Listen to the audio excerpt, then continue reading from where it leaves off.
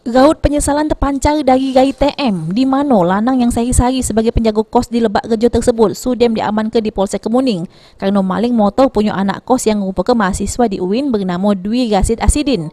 Juru aksinya tersangka sudem mengambil motor korban dengan cara duplikat ke kunci motor. Selanjutnya tersangka yang waktu itu direwangi kawannya ngawak lagi motor korban lalu rencananya nak dijajah ke buat modal ngerayu ke tahun anyar. Duplikat ke.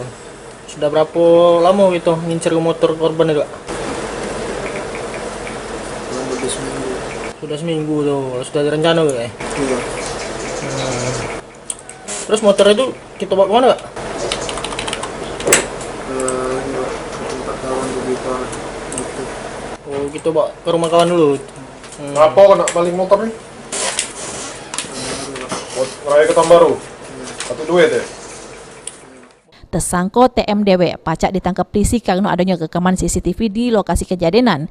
Dari rekaman tersebut, polisi melakukan proses penyelidikan di lapangan sehingga akhirnya TM pun ditangkap.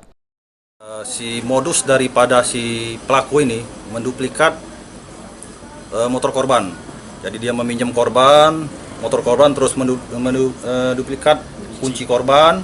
Terus ketika korban sedang keluar, diambillah si motor ini. Diperkuat dengan rekaman CCTV yang kita temukan di tempat warga.